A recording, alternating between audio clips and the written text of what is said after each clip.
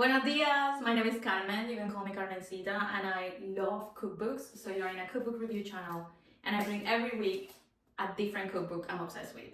And this time is Colombiana, and because I wanted to show so much how Latina I am, since I am from Colombia, I'm dressing in like a sexy ass orange color now. So anyway, this time, this book review is actually probably very biased. I just want you to know that this is a biased cook review from right now.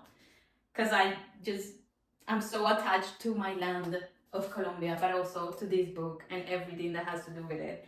So I had no idea. I can start by saying that I have no idea who Mariana Velasquez was. And then I started Googling about her and where does she come from, etc. So she is actually Colombian, which I'm really glad. Because sometimes you find out that it's just people from, I don't know, United States or Europe that go to some country and then they fall in love. And I have no issue with that, but then it's like not as authentic in my eyes. But anyway, so yeah, I checked Mariana Velasquez and she has a website and you can go and see it. It's a beautiful website where she tells her story about being, actually she's like a very accomplished food, how do you say this? I'm thinking in Swedish now, so now I forgot, but photography, but also the setup of everything to like make beautiful, staged, and like perfect, just like in the cover, scenes for cookbooks, for magazines, for anything. So she's a designer and she also has like these beautiful aprons that I am so gonna get one. They look gorgeous and it never, of course I know that there's beautiful aprons out there, but don't you want the apron to look like a beautiful dress? That would be, okay, that idea I love from her. So just go, I'll put the link under and you can go and check those aprons. Yeah, what else can I say about the author? All I can see from her is that she lives in United States, in New York. She seems to be coming from a very privileged background in Colombia. And I will introduce you in a moment into how it looks inside of this book, and you will see in the introduction she has a lot of explanation about her upbringing, and there you can find that yes, she comes from like a privileged social class, but although it is, and you can see that the people surrounding her and her career and everything in the United States is very privileged, she did an amazing job at trying to compile a lot of information about what Colombianas are, about women from Colombia. And I'll be showing you how she really did this great of having a small introduction into women from Colombia that she admires. And also in her introduction, she talks about it and about, for instance, the service support person in her house that always cooked for them and took care of the family. And I mean, I feel a bit very seen with this because I also come from a privileged background in the coast of Colombia and we have similar upbringing, let's say. So taking into account that, I am still looking for a Colombian cookbook from a non-privileged background. And I think that is the hardest thing to find because this authenticity within food tends to come from the ones that can reach these contracts. And I have nothing to say, like, I think this book is amazing and you should get it. And we will go into why with my whole system of scoring. But I am still looking for like HarperCollins or any editor out there for color books with the Black Food book cook review I did before, that they put some interest in finding people that are doing gastronomy from the local places and that they don't belong to privileged backgrounds, because that has an effect on how they present the culture from the place. And the stories are going to be different. So I think that African American cookbooks are way more advanced in that because they have been able to identify influencers within the cooking industry that are doing an amazing job at representing what is happening in their culture and how their upbringing has affected how they see food, etc.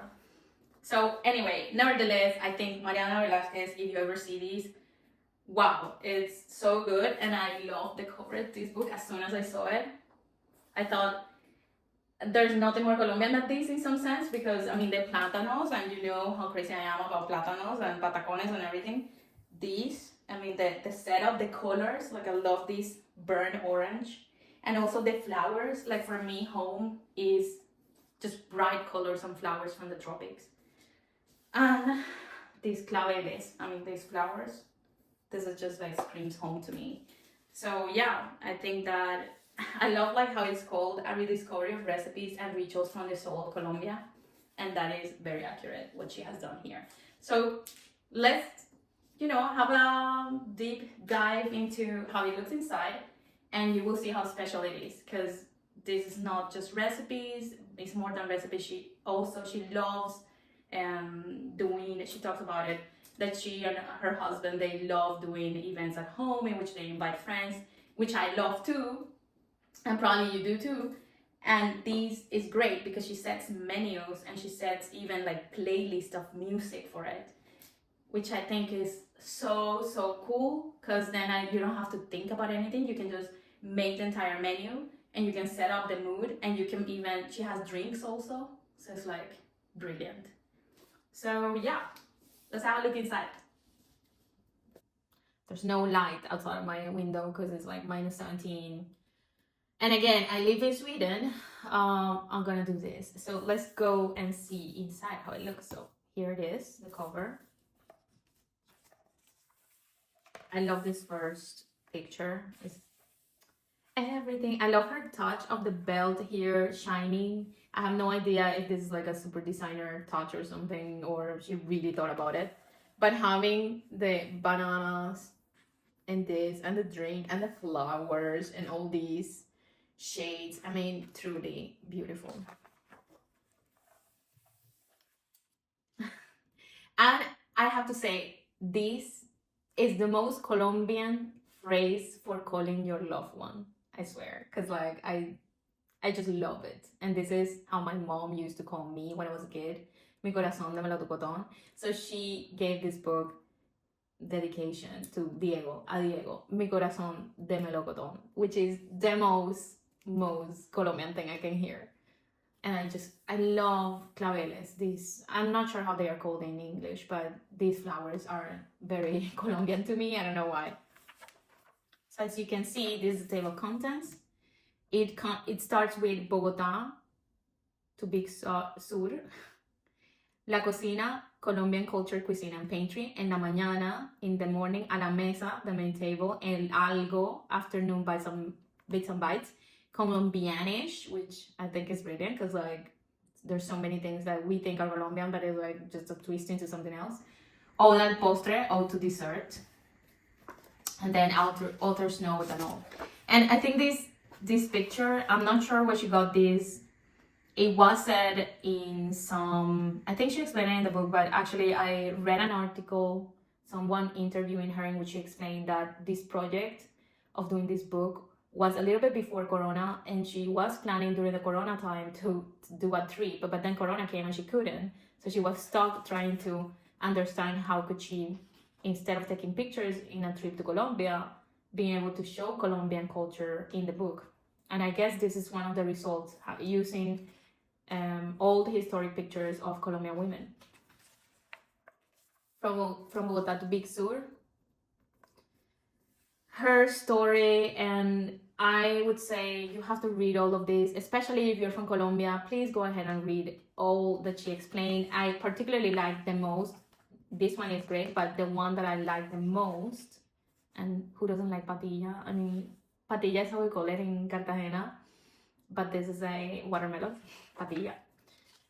Here we have the food of my country. For me, the special part that I wanted to show is this part, Colombianas, in which she talks about Colombian women and the resilience of Colombian women.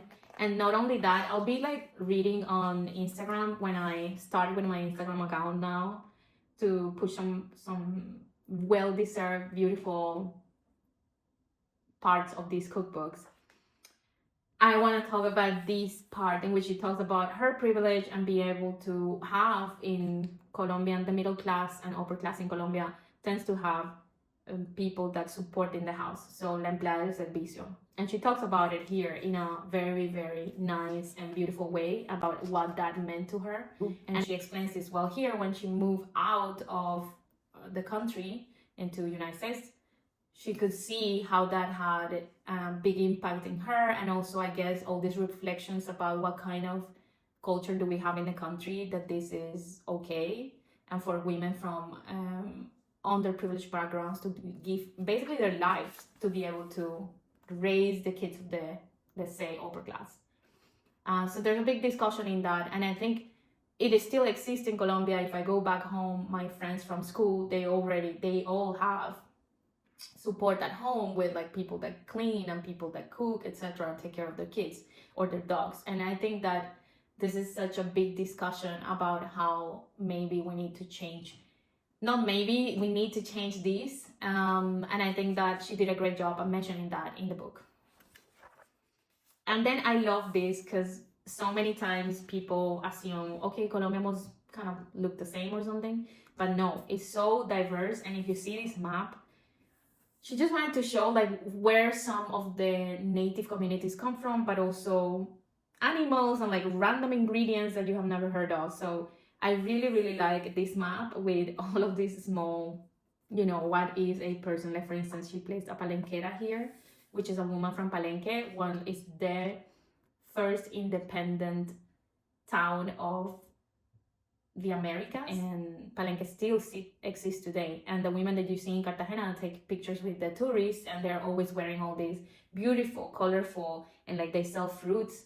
They are from Palenque. I encourage you to check more about that, and I'm probably going to make some for social media about that specific topic because it is part of our history, and I think it doesn't get mentioned as much. Yeah, so I like this part. I mean, she explains that the natural regions of Colombia, because we have everything. We have access to the Pacific, but also to the Atlantic Sea, so like the Caribbean.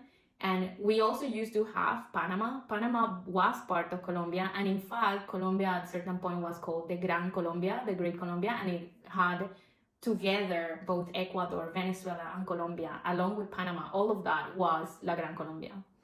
But because of different independence processes, it got divided. And I think people don't understand like how big it was and how we're all so connected, that we are basically speaking and sharing so many of the gastronomy between the three countries. Here she explains about la despensa, which is like the pantry, and she has explanations about, for instance, aguardiente, and I love that she has placed a substitute for that, because if you cannot get aguardiente in your country, then perhaps you can get either uso that we can get here easily in the north of Europe, or pernod, and it's the same with anato. Sweet paprika could be something similar, although I have to say achote, which is, you can find it in Asian stores as anato. It's it gives like a very bright red color, and it comes from here, the achote flower. So I think all of these, I love like not only explanation, but also all the intricacy of it, like her whole explanation in such detail. So she puts like, for instance, arequipe, what is it? The flavor profile, so you get a sense of like, is this sweet, is this not sweet? This, I think, is wow. Like so many cookbooks out there, especially like Asian and Middle Eastern cookbooks, they should have this kind of explanation for sure. And then uses, got good substitute, and also favorite brands and good sources. So yeah, I love the favorite brands. I've said this before for Latin American cuisine, because sometimes I go to stores and I don't know what is the brand. And I've been learning a lot about brands. For instance, the most famous brands from Japan. So when you go to an Asian store, you know, like, oh, that's the real deal. That's the one that you want to get. So it's the same here. Curua, which is one of my favorite fruits and impossible to get. I have not seen it, at least not in the north of Europe. I haven't tried Spain. Queso costeño, which is my queso, my cheese from the Caribbean coast. And then granadilla, which I don't know what kind of name granadilla has in Asia, but I've seen it in Asian stores, and they called it in English sweet passion fruit. Granadilla is so good, and it's really good for your stomach, by the way. Don't take too many, because you'll be stuck in the toilet for sure. It's the same with tamarind. I'm telling you, people, be careful out there. And also mamey. This fruit is so good. Mamey in Ispero. And I also love lulo. I mean, we have so many fruits that when you go there, you go wild. If you go to like one of these, I will try to find some pictures of that from Cartagena, but you can go to like a juice place in whatever town, and at least you're gonna have 40 different tropical juice. I mean, it's absurd. I can only tell you, you should go and you should dare to try all these different flavors. So yes. And then apart from like having all the ingredients, cassava, plantains, different types of plantains, then she goes into la chocolatera, which is the chocolate utensil from Bogota, and also into the caldero, which is made out of black arcilla, and it's so beautiful. I want to get it. I'm gonna see if my mom can carry it all the way from Colombia this year that she's coming to visit us. And then me and my sister, because my sister's now living in Sweden, because I convinced her into coming into this cold place and call it home. And she's probably regretting it every day, because this winter has been insanity. It's like minus 20, minus 15. You go to the supermarket, you get like a mustache of ice.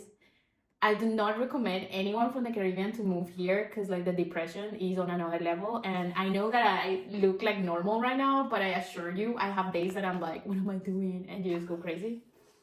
Anyway, I love this. I mean, all her pictures are so beautiful.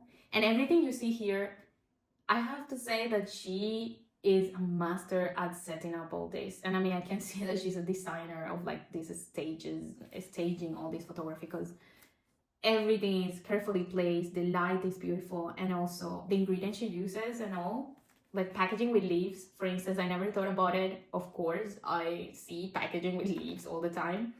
But here she just made like a whole compilation of how we use this all the time as a preservation and packaging mechanism, and it's super nice. Yeah, and then she goes into having all the chapters like I read at the start, in the morning, the main dish, etc. So this one is for the morning, and she started with arepas because, you know, we South Americans are super obsessed with arepas, especially, I mean, some parts of Central America, but like Colombia is super into arepas, and different kinds of arepas in different parts of Colombia. It's the same for Venezuela. So as I told you before, we were the same countries. So it's not a surprise that we all shared different types of same ingredients, same things. Yeah, so here she has the arepas. I marked some of the things here, for instance, the caldo de costilla. Why do I think that a short rib soup is so important to my culture? Is because caldo de costilla, as you can see it here, is a very light bouillon, like really, like it's super clear soup with potato and beef, like ribs.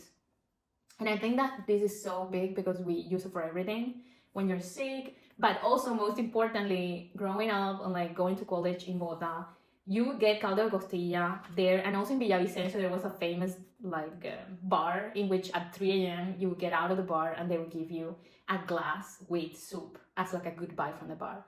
And I think caldo de costilla is like this kind of food that you can take at 3 a.m. or something, and it will just give you energy and hydration to not have such a big guayabo, such a big like hangover. So this is a must, and you should master this if you will be dating a Colombian. Okay, I mark other things that I found interesting. For instance, here it is, the changua bogotana, which is one of the most famous soups from Bogota. Growing up, I really hated changua. Part of it was because it had like this boiled egg in it, and that's why it looks like kind of like white. And also it had bread. They would just put bread afterwards, soak all the juices of the soup, and people love it. But I don't know why. When I was a kid, I hated it. And when I grew up, and then my mom became like a changua expert, and I mean, my mom is from the coast of Colombia, from a town called Chinu, so like I have no idea why she loved changua, but she used to do it, and I think my sister likes it too. I don't know. I'll ask her. I also marked this one because I wanted to show a little bit of like how the setup of this book is so good. For instance, in this one, the whole chapter is about Cartagena. So here it is. Wings of La Heroica. La Heroica is one of the names that my city has. And then she goes into having a whole set menu for the event, for hosting, which I'm like, I really hope any, people, editors out there take this as a big tip. Most people are always trying to make a hosting event, especially if you're into cookbooks like I am, which means that if you make it easier for them to find the combinations of like what the right menu is for the culture, It's perfect. So thank you, Mariana, for doing this, and HarperCollins for buying the idea. But this is exactly what you should do. So in this one, as you can see, she did a cocktail, which is the piña y cidrón. And then she did a starter, crudos cítricos, and then cintas de plátano de Don Benito. And then she had the mains, which is posta negra, the main dish from Cartagena, and also arroz con coco blanco, which is also from Cartagena. So all of this is set up for the coast of Colombia, which I love. And then the pie of mamey con helado de suero, which, I mean, I have to do this. The only problem I have is like, where the fuck did I get a mamey? Where? Tell me, people, because I'm here in the -17, regretting my life choices and thinking I should be living in a place that can give me a mamey. But anyway, so yeah, that is it. Then she has all the how she hosts. So like, I love the explanation and all the steps. And then she has a playlist of music. What? This is so good. And you know what? Next step would have been that she had like a link or something into a Spotify list for her book. Please, Mariana, if you ever see this, do it. Come on, do it. Anyway, I'll be collecting all these songs into a playlist from the Colombiana book. So if you're interested in that, you can like, I'll probably link it or put it later when I finish that. Okay, then there's so many things to say about this book, so I'm just gonna try to skip.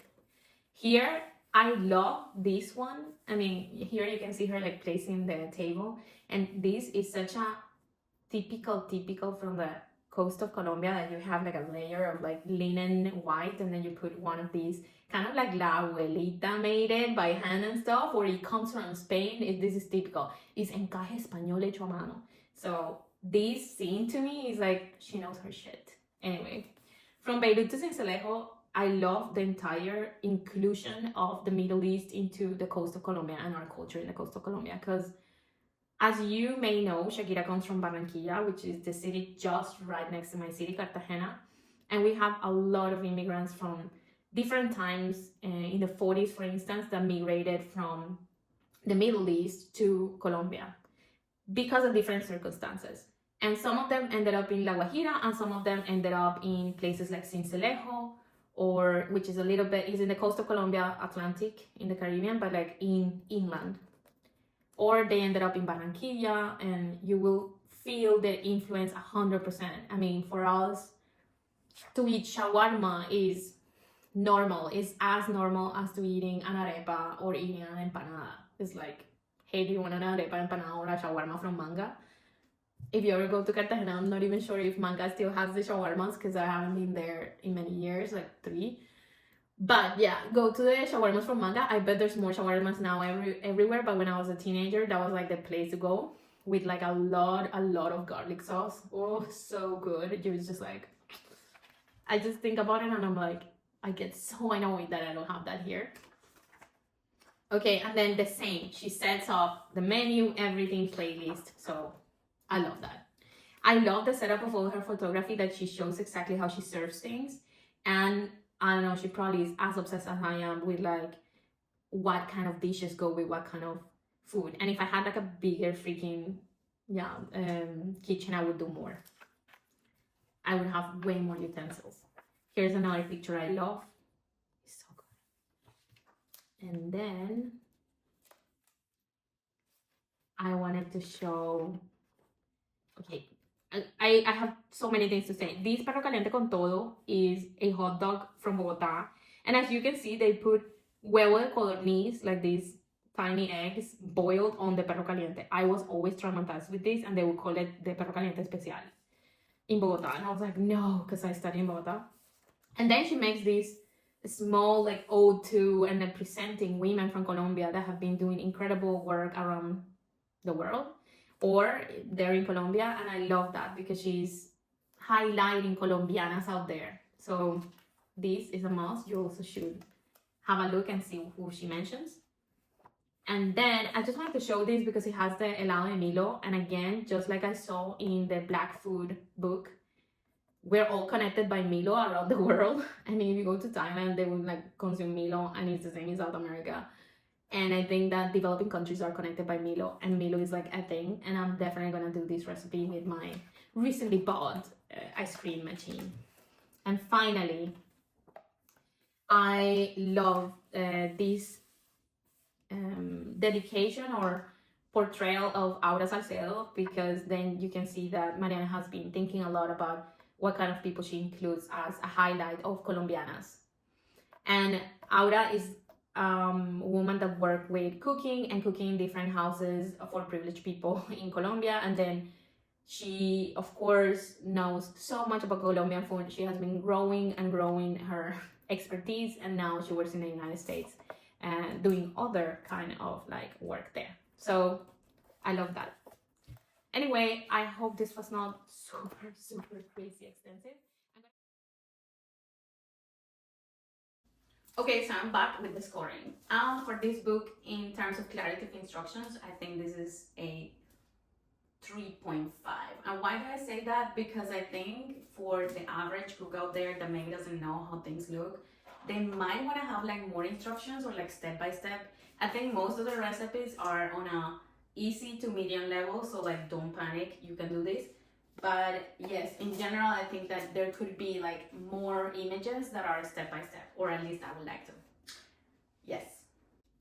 And in terms of ingredient accessibility, I would say that this is around a 4.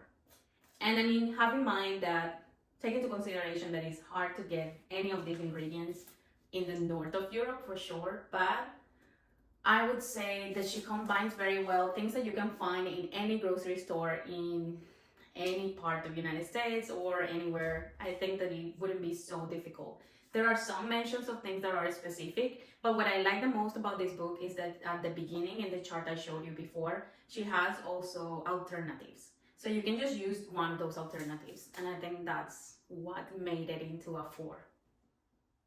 My next one is about cultural sensitivity. And in those terms, I think that she did really well at touching all of these different parts of the history of Colombia and how women are part of this culinary history, and including them in the book with different stories and like mentioning some of her female idols in it, and also mentioning her family and her background. She has a mixed background. She has a grandmother from Germany and then another grandmother from Lebanon, which is very typical of Colombian middle upper class. And I think that she tried her best to include everyone in this book, and I can see that, I know it almost feels like she understands how privileged she is, and it made me very aware about my own privilege also, because if you have gotten out of Colombia to study and to do all these careers in the United States and how in this life, you are, of course, definitely not part of the average Colombian out there. So I think that she tried her best to respect the different cultures, to mention the indigenous communities where these dishes come from. And if you ever see this, Mariana, you did really a good job with this one. And I think you should be proud. And finally, in terms of originality, I would give this book a 5. I know that I am biased because I am a Colombiana, but I think that it is so good. The whole thing that she's into hosting, which I am too, I think that is brilliant. I think that is great that she just gave you menus and all. Her style is so beautiful, and I don't know how to say it, like tasteful, like very elegant but colorful. And I think, I don't know if you are like me, you will like it because I like colors. So yes, it is a very original book. It has a lot of history in it. It has a lot of explanations about ingredients from Colombia. If you don't know about ingredients from different parts of Colombia, this is perfect for you. And I think you should definitely get this for a friend. I would say a friend that is into hosting, definitely. I think that they would love this because then you even get a playlist. And there's a section that I didn't show that is about how to set up a bar. I love that because I'm always lost with like the bar and like the consumption of alcohol and like what kind of cocktail I should have, and that was a lifesaver. So I'm definitely gonna use that. So would I buy this for myself? Yes, I bought it, and is perhaps one of the best cookbook buys I've had in the last year, definitely. And I'm really hoping this can be translated to Spanish. soon, because I think that when you are in Colombia, you want to bring different books outside and like give it to as presents to friends, and you never find something that encapsulates the entire country, and but in a beautiful and tasteful way, and not just like this is the recipe, do it, buy. This, I think, is her main achievement with this book, is that she has managed to put so much effort into the culture and where do things come, and like the photography and the setup and everything is so perfect. So go ahead and get this book. I'm gonna leave some links before being on there, but I think that I'll leave a link for those that are in Sweden for Adilibris, because please support the local. Anyway, local libraries first. Okay, I hope you like this one, and I'll come next week with another video, and I think it's gonna be this one. I'm not sure right now, but I think it's gonna be paella. And this is an old book. I recently started looking into paella, and I specializing how do people do paellas around the world. And I found this book by really like, I just love Jello, so I just grabbed Jello. That's how I found it. But I assure you, you will love this book because it's very, very specific. So if you're into paella and arroces and rice from like Spain, then you should watch that one.